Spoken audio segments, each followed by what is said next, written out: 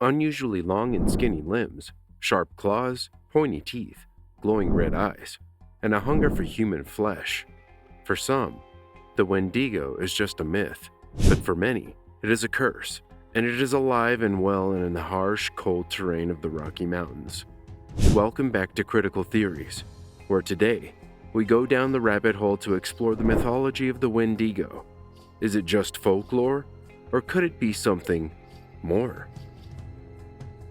The Wendigo is often described as something you would find in a Dark Souls game or a Guillermo del Toro film. It is said to be a giant, humanoid creature with a heart made of ice, whose presence brings an unbearable stench and cold. Beyond that description, what do we know? The Wendigo, much like the Skinwalker, is shrouded in mystery. It comes from the Native American cultures of the Algonquin-speaking tribes, such as the Ojibwe and Cree. These tribes have largely kept their stories and traditions about the malevolent being a secret from those outside the culture.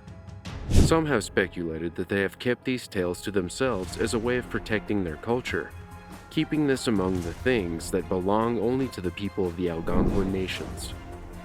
Some have theorized that such things as the Wendigo are so monstrous that even uttering their name can bring the curse down upon a village. Still others believe that the tales of the Wendigo must be so terrifying, so unsettling, that the people who know them wish that they could forget them. These stories, they claim, must be so terrible they cannot be shared. Regardless of the reason for the secrecy surrounding the Wendigo, it exists. The wider world has very limited access to their mythology, and this has sparked a morbid curiosity that stretches back 2 centuries. We on the outside have a burning question. What is the Wendigo? So here's what we know. The Wendigo is an evil spirit. It's sometimes said to have human-like characteristics, or to have a human form on its own, but generally speaking, it's a spirit or a curse. By itself and left alone, it seems to leave humans alone and cause very little trouble. It's only when humans summon it, either accidentally through their actions or intentionally with their words, that it begins to torment people. But more on that later. In pop culture, the elements of murder and cannibalism are highlighted in their depictions, but the Native Americans appeared to have a broader understanding of the Wendigo's identity. Characterized more widely as a spirit of greed, it has been attached to stories of theft, jealousy, and, of course, hunger. It is the embodiment of gluttony and greed, always longing for more and never being satisfied. So what happens when such a being possesses a human? What few legends we have of such an occurrence are harrowing. They are described as looking somewhat human, but no longer being human. They are tall, sometimes becoming taller than the trees, and they never stop growing. They are thin and gaunt, never being able to escape the need for more. When they first are possessed, it can be assumed that they are approximately the size of an average human. However, they grow in proportion to their last meal, so whenever a Wendigo eats, they do not become full and satisfied. Rather, their body grows taller and remains thin and unhealthy. No matter how much or how little they eat, they will never be finished. This driving greed and hunger dictates the curse. It's unclear whether a person can have the spirit of the Wendigo exorcised from them, as a demon or unclean spirit in Christian theology. It appears the only way to release the spirit and cleanse the land is to kill the body. Once the consuming greed takes hold, it would seem as though the only solution is to destroy it. We have very few overt examples of Wendigo mythology. However, some stories have been told to outsiders in their entirety. A story recounted in the book Ojibwe Myths and Tales reads, "One time long ago, a big Wendigo stole an Indian boy, but the boy was too thin, so the Wendigo didn't eat him up right away. But he traveled with the Indian boy, waiting for him till he'd get fat. The Wendigo had a knife and he'd cut the boy on the hand to see if he was fat enough to eat, but the boy didn't get fat. They traveled too much. One day, they came to an Indian village and the Wendigo sent the boy to the Indian village to get some things for him to eat. He just gave the boy so much time to go there and back. The boy told the Indians that the Wendigo was near them and showed them his hand where the Wendigo cut him to see if he was fat enough to eat. They heard the Wendigo calling the boy. He said to the boy, "Hurry up! Don't tell lies to those Indians." All of these Indians went to where the Wendigo was and cut off his legs. They went back again to see if he was dead. He wasn't dead. He was eating the juice from the inside of the bones of his legs that were cut off. The Indians asked the Wendigo if there was any fat on them. He said, "You bet there is. I have eaten lots of Indians. No wonder they are fat." The Indians then killed him and cut him into pieces. This was the end of the giant Wendigo. Here we have everything we know about the cryptids on display. One of their primary characteristics is that their hunger and desire drives them to eat anything they can get their hands on. In keeping with this hunger, one of the most unsavory things that they are known for is cannibalism.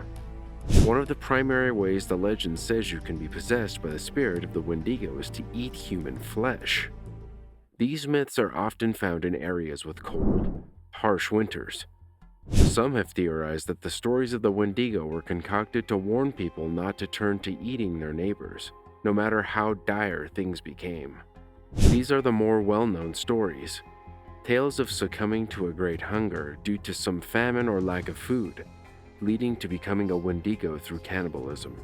And, in all fairness, there could be some level of truth to the change. If someone you knew ate another person, you would likely become somewhat afraid or wary of this person. You would watch them differently, and they could, in your mind, even become some sort of monster. On the scientific level, we do have evidence that eating meat from your own species can have strange side effects. Mad cow disease is possibly the most prominent example of this. It's a little-known fact that many herbivores or vegetarian animals will eat meat when given the chance. They will eat it if it becomes available. Deer are known to snack on roadkill, for instance. If a cow eats the meat of another cow, something strange happens. The cow is almost certainly going to contract mad cow disease, which is, as its name suggests, affects the cow's brain. So if a cow can contract mad cow disease from eating the meat of another cow, what happens if a human eats the meat of another human? Is it possible that the myths and legends about the Wendigo have some scientific history? Were the Native Americans warning their friends against a mad human disease, using their storytelling? It certainly seems possible. However, if these tales were started to warn against this disease, why are the Algonquin-speaking tribes still so secretive about the nature of the Wendigo mythology? Is there more to the Wendigo than just a cautionary tale about the dangers of being greedy or eating other people? And what about all the physical changes that take place when someone is possessed by the spirit? Around the world, cannibalism in mythology is seen as a sign of pure evil. It also seems to come with some level of physical change. Could there be similar stories from other cultures? Does the Wendigo exist everywhere, or is it just a North American cryptid? The Baba Yaga of Slavic folklore tells of a witch who captures and eats people who cannot answer their riddles. Similarly, the Muma Paduri captures children and boils them into a soup when they wander too far away from their homes. Around the world, it does seem that cannibalism is associated with witchcraft and dark magic, from Europe to Papua New Guinea. However, the specific physical changes and characteristics of the Wendigo are unique to the spirit. So where does that leave us? There do not seem to be enough similarities between the Wendigo and other folkloric characters to be written off as just a cautionary tale or a shared human experience. Considering how very different the folklore is surrounding the Wendigo, it clearly developed independently of anything else. So what was the inspiration? Is there a real Wendigo out in the woods of the northern United States? And if it is real, how close to the myth is the real thing? Could it be a punishing spirit? Is the Wendigo a warped human being? Or is it something else entirely? Some have argued that the tales of the Wendigo could be inspired by real-life feral people. These are people who have lived far away from society for long enough to no longer be civilized, living like animals on instinct. There are examples of feral people in feral communities in the United States, many of which are considered to be factual and reliable sources. In many cases, these are families or small communities that live in remote areas that, for one reason or another, stop all contact with the outside world. These people will, over time, lose the ability to speak and communicate in any known language. While there are still some members of these communities who can communicate tangibly, it is not at what anyone would consider a typical level of understanding. Could the Wendigo be some sort of feral person living out in the woods away from society? While the possibility of wrapping this up in such a neat little bow is tempting, it seems unlikely. The stories of the Wendigo do not match the things we know about feral people. They may live in the wild, but they are very different beings. The existence and the identity of the Wendigo will remain shrouded in mystery, it seems. For now.